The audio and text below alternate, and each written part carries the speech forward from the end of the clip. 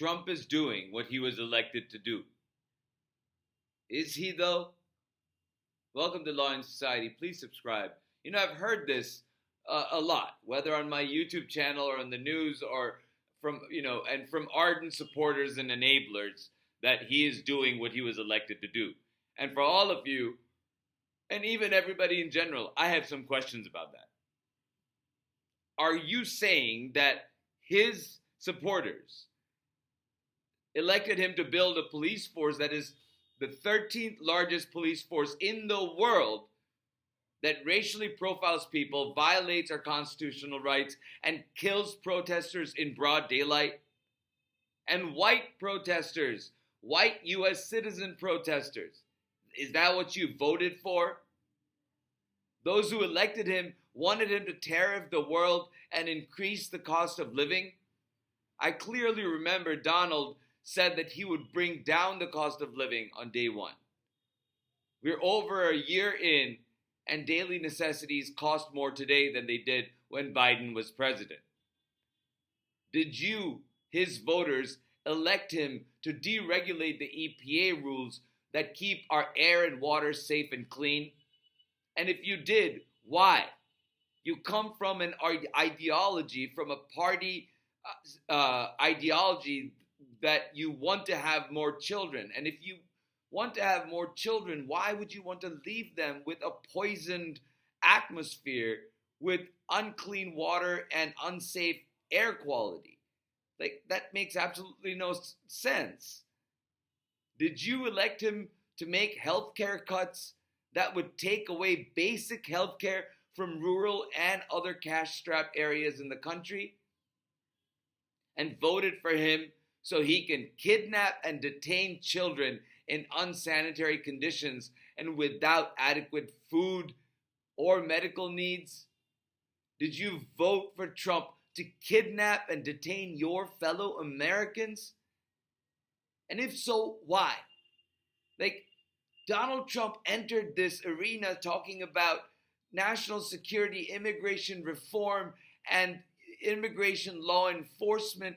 But what he's doing is he is rounding up children, and he is rounding up U.S. citizens and detaining legal residents without due process of law, and essentially disappearing them from society. We hear the stories of the ones that have been freed. We hear that in the news. We see that the bigger stories in the national news.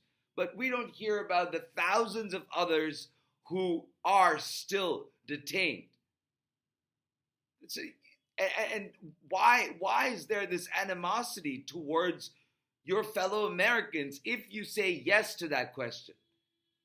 Did you elect him because he promised that he would make Canada the 51st state and annex Greenland? Like, did you elect him to destroy the East Wing? When did he campaign on that? When did he campaign on Canada becoming the 51st state? And when did he campaign on annexing Greenland? I don't remember that. Or on building a giant ballroom to replace the hole that used to be the East Wing of our White House. Did you vote for him to build an arch that would dwarf the Lincoln Memorial?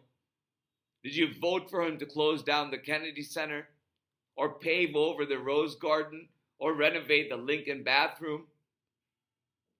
Like, did you vote for him to crush our manufacturing sector? Because that is what has happened.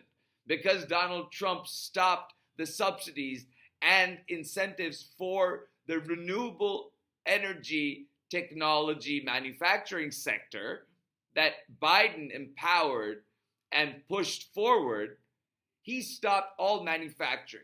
And while his inflation that his tariffs are causing is bringing in a lot of money, most of it from the pockets of American consumers who are buying these products, the manufacturing boom that his administration and his regime has promised that would be a result of these tariffs has not translated at the pace at which Trump's regime has promised.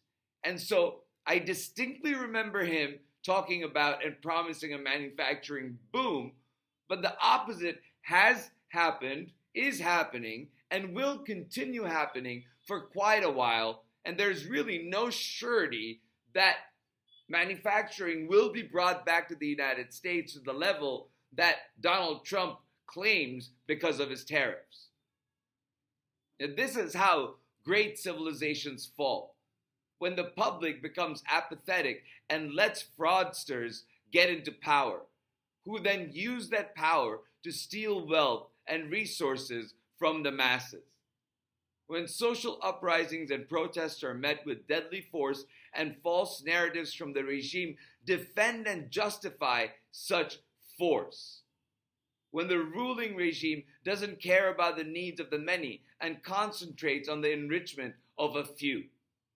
This has happened many times before, and the United States will become just another failed experiment like those nations that first built that were first built on morals, principles, and the rule of law, and then destroyed by corruption, greed, and lawlessness. What I'm saying, I suppose, is that you can't love both America and Donald Trump. You have to pick one. And if you are a Trump supporter, voter, and remain so despite what Trump is doing, you should really reflect on your decision to take a side that history will see as ugly and ignorant. Thank you for listening, and I'll talk to you soon.